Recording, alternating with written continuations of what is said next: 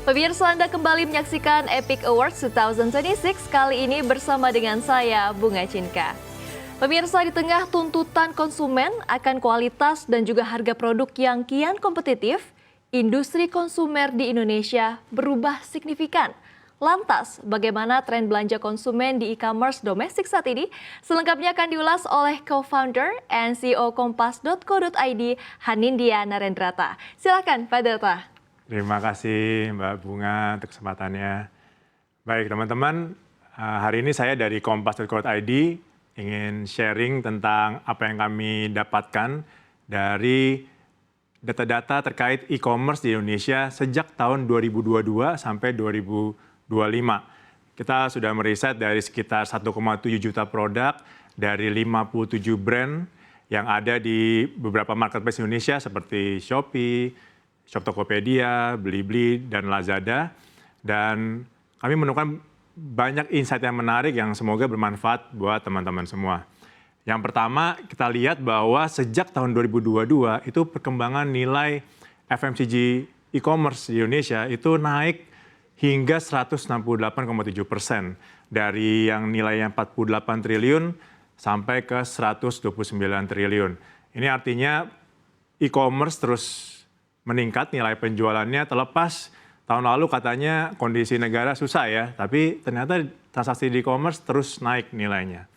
Kalau kita lihat lagi, ini kontribusinya sangat menarik bahwa ada dua marketplace besar yang mendominasi, yaitu di Shopee dengan 55,9% dan juga Shop Tokopedia yang kita tahu bahwa di tahun lalu baru saja bergabung ya antara TikTok Shop dan Tokopedia, dan ternyata performanya di e-commerce itu sangat baik. Kalau kita lihat lagi, ini kita lihat perkembangannya dari tahun ke tahun, kita bisa lihat bahwa di tahun 2025, Shop Tokopedia Group itu berkembang nilainya hingga 59% perkembangannya dibandingkan dengan Shopee yang meskipun masih termasuk yang paling favorit, tapi perkembangannya hanya sekitar 16%. Apa yang terjadi sih sebenarnya? Nah ini kalau kita lihat, di setiap kategori itu semuanya berkembang. Dari perawatan dan kecantikan, makanan dan minuman, kesehatan, juga ibu dan bayi. Semuanya berkembangan dan paling pesat adalah tentunya di perawatan kecantikan yang selalu menjadi tempat untuk atau kategori yang paling sering dibeli oleh para konsumen. Kita lihat perkembangannya dari tahun 2022 sampai 2025 itu mencapai 204%. Itu juga dengan kategori-kategori lainnya yang sangat tinggi mencapai 140%, 88% dan juga 184%. Kita lanjut lagi, kita lihat ini tadi di kategori beauty. Apa sih yang menarik di kategori beauty atau kecantikan ini? Kita lihat. Biasanya yang paling tinggi itu memang ada di pelembab wajah dan pakai kecantikan. Nah, di tahun 2025 kemarin, ada yang menarik, yaitu kategori parfum dan wewangian itu meningkat sejumlah 53% kenaikannya, mencapai 6,1 triliun dalam satu tahun. Nah, apa sih yang bisa menyebabkan ini? Kalau kita lihat lagi adalah, ini ya, di parfum itu, tadi kenaikannya 306% sejak 2022, dan ini yang menarik, bahwa parfum pria itu naiknya 70%. Nah ini suatu fenomena yang saya juga tidak menyangka. Kalau kita lihat lebih dalam nantinya, di report yang akan kami keluarkan, itu banyak sekali tahun 2025 brand-brand parfum pria yang muncul ke permukaan, khususnya di e-commerce. Nah ini juga yang mungkin mendrive pembelian-pembelian yang semakin lama semakin meningkat terkait parfum pria. Tentunya parfum wanita itu juga tetap tumbuh, yaitu sekitar 51%. Kita lanjut ke kategori berikutnya, yaitu food and beverage atau makanan dan minuman. Kenaikan juga tetap konstan, terus naik hingga tahun 2025 kemarin 25 triliun, kenaikannya sejumlah 147%. Nah yang menarik adalah di kategori kopi. Ya, kita tahu kopi sekarang lagi rising. Kita melihat juga, kita meneliti apa sih kopi-kopi apa sih yang naik di e-commerce. Ternyata masih tetap yaitu kopi-kopi bubuk. Kopi-kopi bubuk berbagai macam brand itu naik Dan kenaikannya 120% dibandingkan dengan 2024. Jadi luar biasa, sejumlah 2,4 triliun dalam 1 tahun, makanan ringan dan makanan ringan kering, itu tetap jadi nomor 2 tertinggi. Kalau kita lihat lagi, di kategori kopi ini ya, 120% dibandingkan 2024 ke 2025. Nah, ini yang menarik. Jadi di orang-orang yang membeli kopi ini, ternyata di 2025 kemarin, itu membelinya dalam kemasan karton. Jadi sekali beli, banyak sekali yang dibeli gitu ya, langsung beli banyak dia. Kontribusinya itu sangat banyak, growth-nya 563%. Gitu. Jadi ini yang menarik bahwa dengan berbagai macam promo yang ditawarkan di marketplace, itu untuk kategori-kategori tertentu, itu kalau kita beli banyak, itu kita bisa dapatkan tentunya lebih murah dan dapat lagi ekstra voucher atau potongan dari marketplace atau brand yang menjual. Kalau kita lanjut lagi ke kategori mom and baby, kita bisa lihat peningkatannya juga dari 2022 itu sejumlah 184%, dan di tahun lalu saja itu 31%, nilainya sejumlah 12,5 triliun. Apa yang menarik dari sini, tentunya popok sekali pakai masih top performer yang paling sering dibeli. Namun saya mau menyoroti sedikit di bagian baby lotion cream, kemudian sabun bayi, serta sun care bayi, gitu ya, yang kenaikannya 48%, 49%, dan 25%. Ini cukup signifikan kenaikannya di tahun 2025, termasuk satu kategori yang menarik karena ternyata baby care itu naik gitu ya kontribusinya. Ini kita lihat skincare untuk baby itu sejak tahun 2024 dan juga 2025 itu terus naik.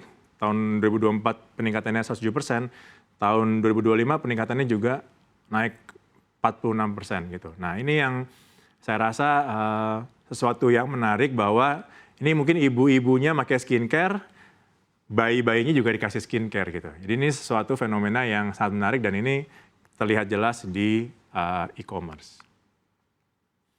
Ya, kita lihat masing-masing secara sales value-nya semuanya meningkat di kategori mom and baby tadi.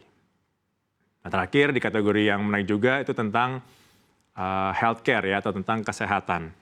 Sama, dia juga terus meningkat 88% sejak 2022 dan di tahun terakhir meningkatnya 21% sejumlah 19 triliun. Apa yang menarik di kategori kesehatan ini?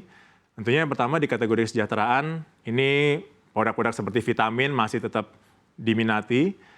Namun yang menarik dan mengalami peningkatan pesat adalah di bagian suplemen kecantikan, gitu ya. Kenapa sih suplemen kecantikan ini bisa naik? Nah, kalau kita lihat, ini ada bahan-bahan tertentu, khususnya kolagen, glutathione, dan astaxanthin, ini yang tiba-tiba rising gitu. Khususnya kalau kita lihat angkanya di astaxanthin. Astaxanthin ini tiba-tiba melonjak sampai 477%. Ini angka yang luar biasa dan sepanjang 2025 ini astaxanthin ini banyak dipakai di produk-produk suplemen kecantikan. Jadi kenapa sih ini diminati? Karena dia punya multifungsi. Apa maksudnya multifungsi? Jadi suplemen ini bisa untuk mengurangi keriput, jadi ada untuk buat kecantikannya, tapi juga buat kesehatan. Dia menggantikan vitamin C dan vitamin E. Ini bahannya juga ada bisa ditemui di alga gitu ya, di alga ya bahannya gitu. Jadi ini yang menarik sekali kita temukan di marketplace gitu.